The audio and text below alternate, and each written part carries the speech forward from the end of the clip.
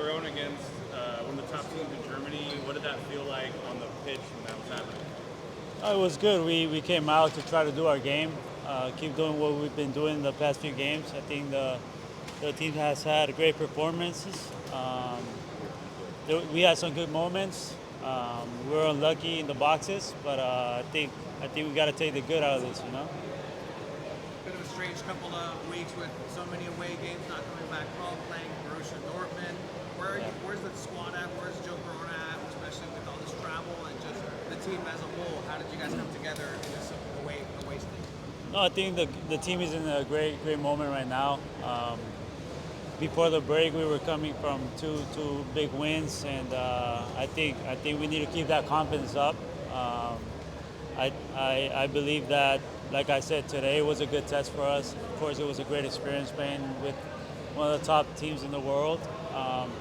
But we have a big game on Sunday, so we got to focus on that. And I feel like the team is in a good moment and playing great football. So we're happy. La carrera de Joe Corona de National City, jugando a la Gloria en Tijuana. ¿Qué se siente jugar con un Borussia Dortmund? O sea, ¿dónde está en este nivel de cosas que has hecho en tu carrera? No, obviamente es una linda experiencia. Sabemos lo que significa jugar con un equipo así. La verdad que lo disfruté mucho, al igual que todos mis compañeros. Entonces, te digo, obviamente sabemos que es un amistoso también y tenemos la cabeza enfocada en el domingo, ¿no? Que es lo más importante. It's fabulous. I mean, I feel like it's the culmination of the work that we've put in as a club for the last 4 years, on and off the pitch. So it was a fabulous event.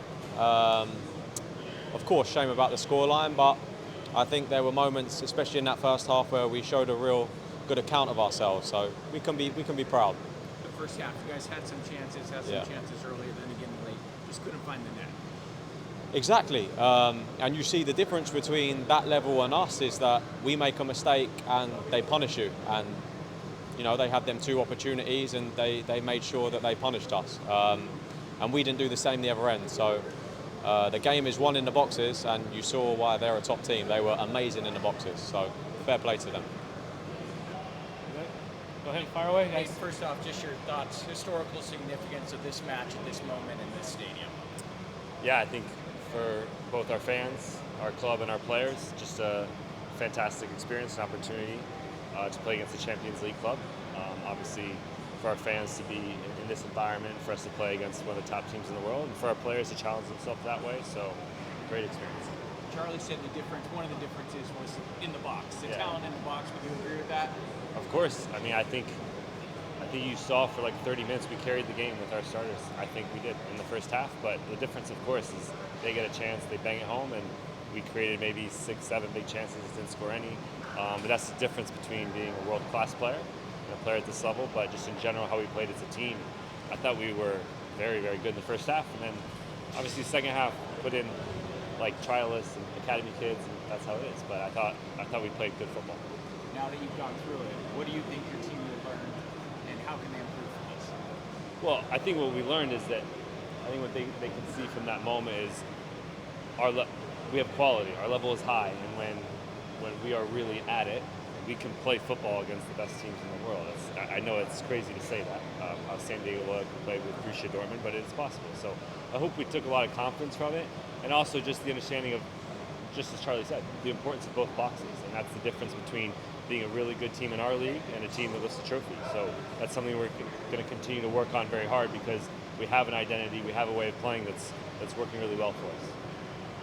So how do you harness this energy, this momentum going into the season? Obviously a very important match with switchbacks coming back into the Sunday and a long homestand. How do you talk to the team and just use this energy and this experience to go back and play in the league and to bother the Yeah, I mean, I think it might sound crazy, but our priority was still Sunday with Colorado. That's the league. This is an international friendly. So you saw, I made 10 changes at halftime. I would have made 11, but we didn't have quite enough guys. So it's about, I didn't want to burn out our guys, so we're recovering. So they understand just by that move alone of all those substitutions that Sunday is extremely important and the league is extremely important. Our guys have a lot of confidence. We know we have a couple games in hand, and maybe a month ago people thought we were bad. Now people think we're really good. We're a growing team. We're a team that's getting better. and we're going to just continue to improve. So our guys are confident, and I know what we think about ourselves in the locker room is we know the level we can achieve, and so I think what they take away from this is maybe our level is higher than people think. We saw some new faces that second half, guys coming in. Lucia looked really bright. What are you expecting from some of those new faces? Yeah, after a mid-season analysis, we decided to make a couple moves, and so Matiti is I think, with Nick Moon being injured, is a really good option for us as far as being 1v1 dominant on the left.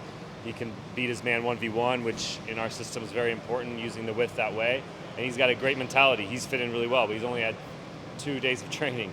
And then, Michael Chilaka at center back, you saw him. I really think he's a top player, and he's a young guy that we're going to work in. Charlie Guzman's first minutes, and we had 2 trialists playing, and a couple academy players who weren't pros, so playing against a Champions League team. So sometimes, but then you saw a kid like Issa come in, who's going to play college soccer next season, and he's out there receiving between the lines playing. So it's a funny game, how worlds can collide like that. Nate, as a guy who lives and works, makes his living in soccer, your thoughts on kind of the summer of soccer in San Diego with the 3 recent international matches as you wrap it up? What are your thoughts on what all that meant to this town? I think this town has a lot of football supporters. There's so many different cultures. It's so diverse. Obviously, football is huge here. As far as the summer of soccer in San Diego, I'm focused on the summer of soccer at my club. I'm not watching Wrexham United. I'm watching film of Colorado and of Dortmund. So I'm really focused on my players. I'm focused on our club. But I know there's supporters here that support us. That also support Dortmund, support Real Madrid, whatever. But they should come to loyal games more than support those teams. So. Do you know when we can expect to see Nick Moon? Is there a timetable yet? And Elijah Martin as well. What about that? Elijah Martin will be soon. Nick Moon, there's not a clear timetable.